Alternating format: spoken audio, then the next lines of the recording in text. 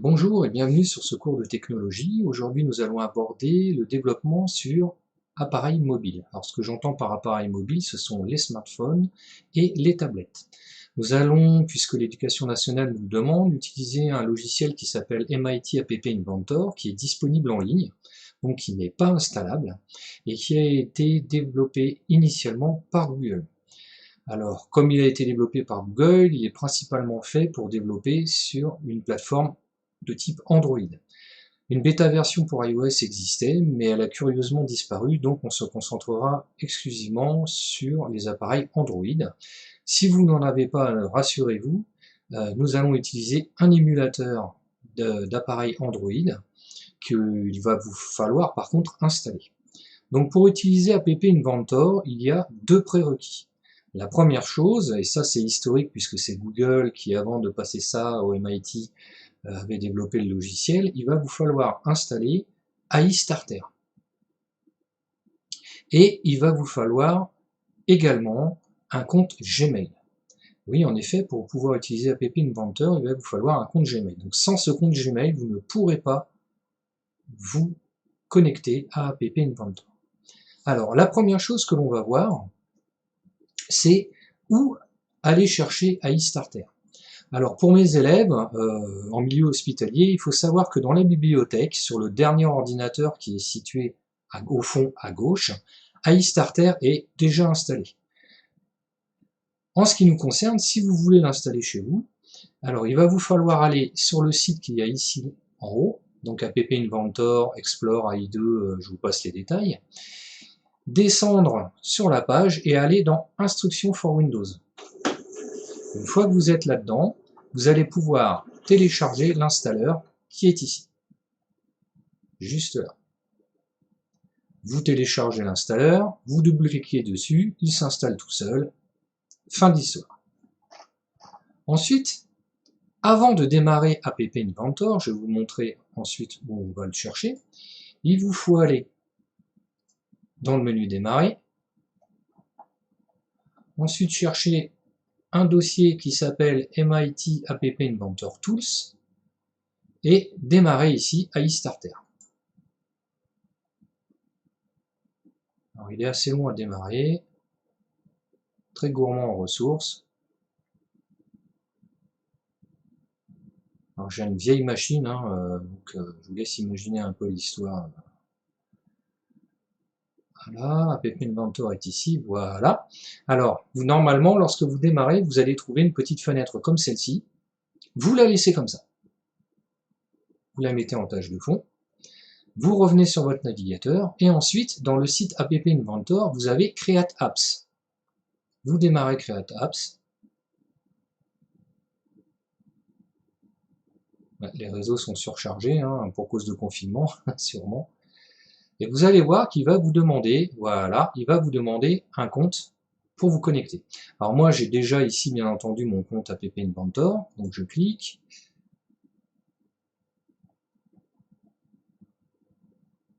Et je rentre directement sous App Inventor. Donc après une brève page qui vous montre tous les projets en cours, vous arrivez sur le dernier projet qui a été chargé. Alors moi, pour la petite histoire, je vais prendre un nouveau projet. Donc vous allez dans le menu Projet. Normalement, si c'est la première fois que vous vous connectez, vous n'avez pas besoin de le faire. Vous allez et vous faites commencer un nouveau projet. Vous choisissez le nom du projet, moi je l'appelle test, voilà, et vous faites OK. Alors après un petit moment, voilà, l'interface apparaît avec en son centre un appareil mobile totalement vierge. Alors, App Inventor, pour pouvoir les développer, il faut raisonner de la façon suivante. Vous allez d'abord dessiner une interface avec des boutons, des images, etc. Et ensuite, vous allez générer un code en bloc, comme dans Scratch, pour pouvoir l'utiliser. Je prends alors la première partie, ici, est la partie où vous allez avoir tous les éléments que vous allez pouvoir intégrer sur votre écran. Dans la deuxième partie, vous avez l'appareil mobile en lui-même. Dans la troisième partie, vous avez les composants que vous avez mis à l'écran. Pourquoi on vous donne une liste de composants? Parce que certains d'entre eux, comme le composant son, sont invisibles. Donc vous ne les verrez pas dans cette partie-là, vous allez les voir dans celle-ci. Ici, vous avez la partie média. C'est la partie dans laquelle vous allez voir la liste de tous les médias chargés. Ce que j'entends par médias, ce sont les sons, les images. Et enfin, vous avez une dernière partie dans laquelle se situent toutes les propriétés des composants que vous avez installés. Je vais prendre un petit exemple. Ce que je vous propose de faire, c'est une petite application dans laquelle on va modifier un texte quand on va cliquer sur un bouton. Donc vous prenez le petit bouton qui est ici, vous tirez le bouton, tout simplement, et vous lâchez. Voilà. Le bouton apparaît bien sur votre écran, il est sur la partie composant, et vous avez toutes ces propriétés qui apparaissent ici. On va y revenir. Ensuite, il va vous falloir changer un texte. Alors le texte sous App Inventor, ça s'appelle un label. Vous prenez le label, vous le tirez, et vous le mettez. Vous pouvez voir qu'ici, il est apparu dans la liste des composants, et que si on clique sur un composant ou sur un autre, la liste des propriétés change. Voilà. Donc, on va changer le texte du label. Pour ça, on va cliquer sur label ici, et on va aller sur la partie texte. On va y mettre, par exemple, avant. Voilà. On va faire le même. On va changer l'intitulé du texte, ici, sur le bouton. Le texte pour le bouton est ici. Je vais le changer. Je vais mettre changer texte, par exemple. Vous cliquez à côté, vous voyez que dans la partie centrale, le texte a changé. Voilà. Vous avez designé votre première interface pour application mobile. Ici, vous avez deux petits boutons. Vous avez Designer, c'est la partie où on est, et vous avez la partie Bloc. C'est la partie où on va coder. Parce que bien entendu, il va falloir dire au programme, quand je vais cliquer sur mon bouton Changer texte, alors je vais changer le label qui est ici, et qui porte le nom avant pour l'instant, mais qui va changer lorsqu'on va cliquer sur le bouton. Donc je vais dans la partie Bloc, et ici, là dans la partie Bloc, vous avez deux grandes parties. La première partie contenant les blocs, la deuxième qui est l'interface, qui comme en Scratch est l'endroit où vous allez mettre vos blocs de programmation. Ici vous avez la poubelle, il suffit de tirer un bloc dedans pour le mettre à la poubelle. Ici vous avez un sac à dos, pour l'instant on ne va pas l'utiliser, mais ça vous permet de stocker un certain nombre de blocs réutilisables facilement. Alors comment pouvoir coder? Pour trouver les blocs qui correspondent aux différents éléments, vous retrouvez vos éléments ici. D'accord? Et nous, ce que l'on veut faire, c'est que lorsque l'on va cliquer sur un bouton, alors on va faire quelque chose. Eh bien, c'est tout simple, on va prendre le bouton ici, et vous allez retrouver instantanément tous les blocs ayant un rapport avec votre bouton. Nous, ce qu'on veut, c'est cliquer sur un bouton. Lorsqu'on clique sur un bouton, on va faire quelque chose. Et bien là, miracle, quand bouton 1 cliqué, faire quelque chose. Et bien on le prend, et on le tire ici, et paf, on a notre petit bloc qui est apparu. Ensuite, qu'est-ce que l'on veut faire? Quand on clique sur le bouton, on veut changer le label et son texte. Eh bien c'est simple, on va aller dans label, voilà, et là qu'est-ce qu'on va retrouver? Tout un tas de blocs correspondant aux différentes propriétés que l'on a vues sur l'autre écran. Donc nous ce qu'on va chercher, c'est label.text, et on veut le changer.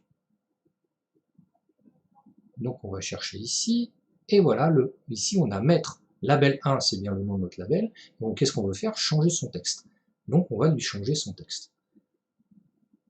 Voilà. Et il suffit de le mettre ici. Clac. Donc on sait que quand on va cliquer sur le bouton 1, on va mettre le texte du label 1 à quelque chose. Et là, à nous de le choisir. qu'est-ce qu'on va y changer? Son texte. Et quel est le type de données que l'on va mettre? Un texte. Donc on prend le texte qu'il y a là, et là on va prendre le premier onglet, le premier bloc qu'il y a ici, pardon. On va le tirer ici, clac, et on va lui mettre le texte qu'on met. Donc avant, après. Donc nous on va mettre après, par exemple, voilà. Voilà, vous avez codé votre bouton. Donc maintenant, on revient sur la partie designer, enfin ce n'est pas une obligation, mais j'aime bien, hein, parce que ça permet de voir un peu l'équivalent de ce que l'on a sur notre tablette ou sur notre smartphone. Et on va faire, en vérifiant avant que AI Starter est bien démarré, un petit connect, et on lui dit, voilà, je veux me connecter à l'émulateur pour pouvoir tester notre programme. Voilà, donc ça va lancer l'émulateur Android. Alors c'est un petit peu long, hein, c'est normal. J'ai une machine qui a environ 12 ans, qui fonctionne bien, mais qui est un petit peu lente aujourd'hui. Donc on va y arriver. Là, il me pose une question ici, qu'est-ce qu'il me demande? Voilà, toc. Voilà, donc il démarre l'émulateur. Bon, c'est un smartphone qui est plutôt bizarre, mais ça a le mérite de fonctionner. Donc on va attendre un petit peu. Alors, il se peut que la première fois que vous allez le lancer, il va vous demander de faire un petit peu de manipulation. Alors rassurez-vous, c'est pas grand chose. Généralement, il demande de redémarrer l'émulateur, c'est tout, parce qu'il installe un certain nombre de choses. Parce que l'émulateur se comporte comme un vrai téléphone mobile. Voilà. Donc on va y arriver. Il est en train de charger. Voilà, lancement de l'application. Voilà. Il est en train de faire un petit certain nombre de choses. Il lance le MIT Companion. Alors oui, ça c'est une petite chose. Le MIT Companion, c'est quelque chose que vous aurez besoin d'installer si vous voulez directement tester votre programme sur votre téléphone. Ah, on va attendre parce qu'il dit qu'il répond pas. Voilà. Voilà, ça y est. On a ici donc notre application. Donc c'est un petit peu différent, vous voyez. Hein. Alors vous verrez, si vous faites les tests sur téléphone, vous verrez que ça peut changer d'un Android à l'autre. Donc ici, vous avez bien votre bouton changer texte et votre bouton avant. Bah, il vous suffit maintenant de tester. Si j'appuie sur cliquer, pardon, si je clique sur mon bouton est bien devenu après. Étonnant, non? Voilà, vous avez fait votre premier programme sur Android. Ensuite, si vous voulez changer à nouveau, si vous voulez revenir à la liste des projets, par exemple, vous avez terminé ce projet, bah, il vous suffit d'aller dans le menu projet, dans mes projets, voilà, et là ici, on a directement la liste de tous les projets que vous avez réalisés. Donc je vais revenir dans mon projet test, voilà, et on va faire un petit quelque chose de différent. Là, souvenez-vous, quand on a appuyé sur le bouton, on a changé le texte ici, avant, en, après. Moi, ce que je voudrais faire, et c'est ce que je vous demande de réaliser, aussi en petit titre d'exercice, ça va être de faire sonner quelque chose. Pardon, jouer un son, c'est peut-être mieux, parce que sonner, c'est peut-être un petit peu particulier. Donc ce que vous pouvez faire, par contre, moi je ne sais pas si j'ai encore le son. Je vais aller voir ça.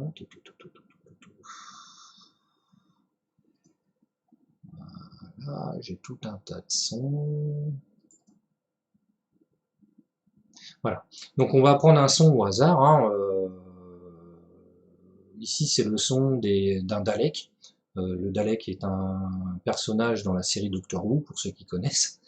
Donc on va utiliser le son Dalek. Et moi je voudrais que ce son soit donné, enfin soit lancé dès qu'on appuie sur le bouton. Pour cela, vous allez avoir besoin d'un composant qui s'appelle son, donc vous allez aller dans Média, et ensuite vous allez tirer le composant son. Alors souvenez-vous tout à l'heure, n'est-ce pas, je vous avais dit qu'il y avait des composants qui étaient non visibles. Donc il n'apparaît pas sur votre écran, par contre il va apparaître là en bas. Donc ce qu'on va faire, c'est que maintenant, une fois qu'on a le composant son, il va nous falloir le son en lui-même. Et donc pour ça, on va aller dans Média, on va faire charger fichier, choisir un fichier. Voilà, on va aller à l'endroit où est situé le son. Voilà, on va faire ouvrir.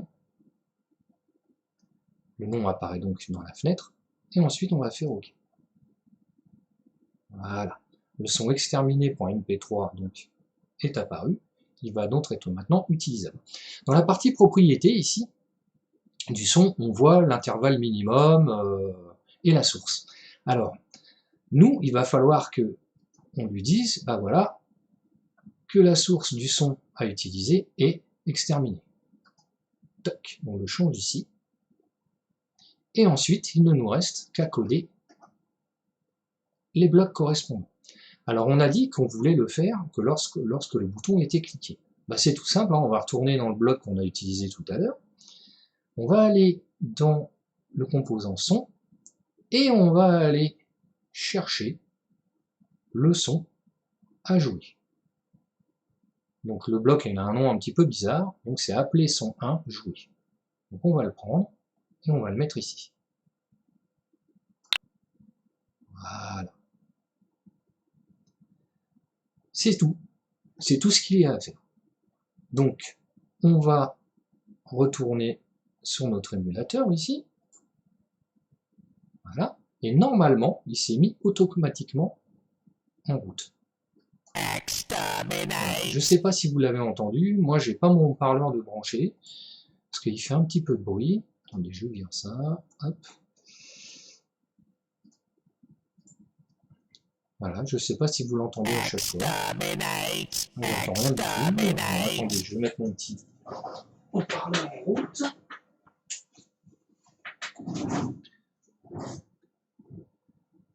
Voilà, ça devrait être bon.